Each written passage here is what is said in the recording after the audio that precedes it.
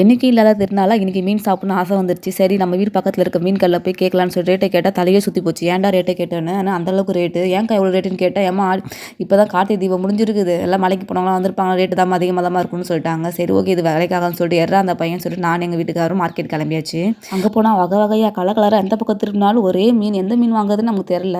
மீன் பேர் தெரியலனாலும் நாங்களும் மீன் வாங்க போவோம்னு கிளம்பியாச்சு. அங்கே போயிட்டு அண்ணா இது என்ன மீன், அக்கா இது என்ன மீன் சொல்லிட்டு கேட்டு கேட்டு வாங்கிட்டு இருந்தோம். அப்புறம் ருத்ரனுமே பார்த்தீங்கன்னா ஒரு பெரிய மீனை தூக்கி கையில் வச்சுட்டு மீன் எடுத்துகிட்டு போகிற சொல்லிட்டு இருந்தான். அப்புறம் அந்த அங்கே இருக்க அண்ணா சரிடா தூக்க முடிஞ்சா வீட்டுக்கு எடுத்துகிட்டு போடா அப்படின்னு சொன்னார். அவனும் கஷ்டப்பட்டு தூக்கிட்டான். அப்புறம் எடுத்துகிட்டு போகணும்னு சொன்னாங்க, இருந்தாலும் குழந்தைக்காக சொல்லுவாங்க சொல்லிட்டு நாங்கள் அந்த மீன் அங்கேயே வச்சுட்டு வந்தாச்சு. அப்புறம் நானுமே எங்கள் அம்மாவுக்கு ஃபோன் பண்ணி அம்மா உனக்கு தெரிஞ்ச மீன் பேரை சொல்லுமா அப்படின்னு சொல்லி கேட்டேன். அப்புறம் அவங்களுமே 2 3 மீன் பேர் சொன்னாங்க. அப்புறம் அதில் கொஞ்சம் இதில் கொஞ்சம்னு சொல்லிட்டு ஒரு வாரத்துக்கு தேவைப்படுற மாதிரி மீனெல்லாம் வாங்கியாச்சு. அப்புறம் இவ்வளோ மீன் நம்மளால் க்ளீன் பண்ண முடியாது சொல்லிட்டு அங்கேயே மீன் வெட்டுற கடையில் மீனை கட் பண்ணி க்ளீன் பண்ணி எல்லாமே அங்கேருந்து வாங்கிட்டு கிளம்பிட்டோம். ஏன்னா என்னால் அவளை பண்ண முடியாது, எனக்கு மாமியார் இருக்காங்க, இருந்தாலும் அவங்களுமே பாவம் அவ்வளோ மீன் க்ளீன் பண்ண முடியாதுல்ல. சரி ஓகேன்னு எல்லாத்தையும் க்ளீன் பண்ணி வீட்டுக்கு வாங்கிட்டு கிளம்பியாச்சு. போகிற வழியில் ரொம்ப பசியாக இருந்துச்சுன்னு ஒரு டீ கடையில் போய் டீயை போட்டுட்டு அங்கேருந்து கிளம்பிட்டோம். நாங்கள் போன மீன் மார்க்கெட் உங்களுக்கு தெரிஞ்சிருந்தால் மறக்காமல் கமெண்ட் பண்ணுங்கள். என்னோட சேனல் லைக் பண்ணி வச்சுக்கோங்க. தேங்க்யூ, பாய்.